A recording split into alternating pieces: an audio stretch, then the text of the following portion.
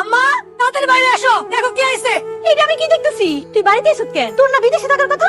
বিদেশে থেকে টাকা ইনকাম করার কথা। হাই হাই, ও তো বাড়ি চলে এসেছে, এখন কি হইব? মা, একটা দুর্ঘটনায় আমার এই হাতটা হারাই ফেলি। হাত হারানোর পরে আমার চাকরিটাও চলে যায়, সেই জন্য আপনাদের কাছে চলে আসি। হাত হারাই এমনি বাড়ি চলে এসো না? এখন আমাকে সঙ্গে চলে যাবো কেন? হাই হাই, বিদেশ থেকে না আপনি চলে এলো, এখন তো আমার অনেক বড় সর্বনাশ হয়ে যাবে। জমি জমা বেচে তোকে বিদেশে পাঠাইছি টাকা ইনকাম করতে, আর তুই কি করলি? পঙ্গু হয়ে বাড়িতে ফেরত এলি। এখন এই সংসারটা কি হইব? আমি তো ইচ্ছা করে পঙ্গু হই নাই। তুই আমার স্বপ্নটা ভঙ্গ করছিস, তোর মুখ আর আমি দেখতে চাই না। এখন কি দেবো? না বইলা না কয়ে কেমন চলে এলো বাড়িতে? আমাকে সবকিছু শেষ হয়ে যাবে। এখন তোমার আমার ব্যাপারে যদি কোনো কিছু জানতে পারে তাহলে তো সব শেষ হয়ে যাবো। আচ্ছা, একটা কাম করি, আমরা পালাই বিয়ে করি। এখন যদি পালায়া যায় তাহলে তো আরো সমস্যা হইতে পারে। আর তাছাড়া ওর লগে কি আমার ডিভোর্স হয়েছে? তুমি তোমার স্বামীর লগে রাতের বেলা এক খাটে ঘুমিবা, এটা আমি সহ্য করতে পারবো না। অন্যের বউর লাগে প্রেম করলে একটু একটু সহ্য ক্ষমতা বাড়াইতে হয়। তোমার না পেলে আমি সত্যি সত্যি পাগল হয়ে যাবো। তুমি আমার উপর ভরসা রাখো, যা করার আমি করবো। বিদেশ থেকে আসলে কারোর জন্য তেমন কিছু আনতে পারি নাই, তবে তোমার জন্য নিয়ে এসেছি শাড়ি আর গয়না। দেখো তো পছন্দ হয় কি?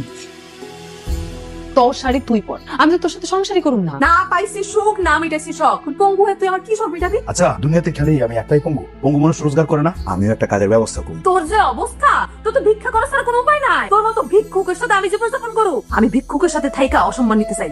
কি বললাম?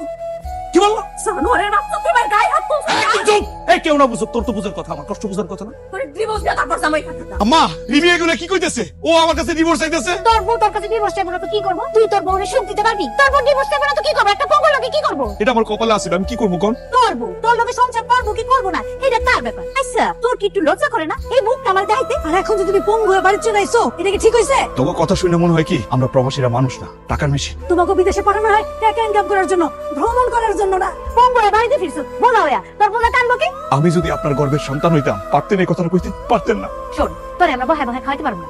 তুই বিদেশ থেকে আবার বিদেশে চলে যা। যা। হ্যাঁ, আম্মা একদম ঠিক কইছে, তুমি আবার বিদেশ চলে যাও। বেশি কথা বলো। দেখছো আম্মা? রিমি, একটু পানি নিয়ে আসো। না, দাও, একটু পানি খাওয়াই দাও। নিজেটা নিজে ঢাইলা খায় নাও। আর মুখে এমনি একটা হাত তো আমার নাই, একটু ঢাইলা পানি খাওয়াই দিয়ে দাও না। বিদেশে ছিল না, কে খাওয়াইছে তখন তোমারে ঢাইলা ঢাইলা? এটা কেমন কথা কইতেছো? বিদেশে যাওয়ার আগে তো প্রায় দিনই আমার খাওয়াই দিতা। নিজেরটা নিজে ঢাইলা তারপর খাও, আর খাইতে যদি না পারো এন্দা উঠে চলে যাও। দাও। এই সবুজ দাঁড়া, আমি বাড়িতে আসার পর থেকে তোর কেমন হতাশ হতাশ দেখি।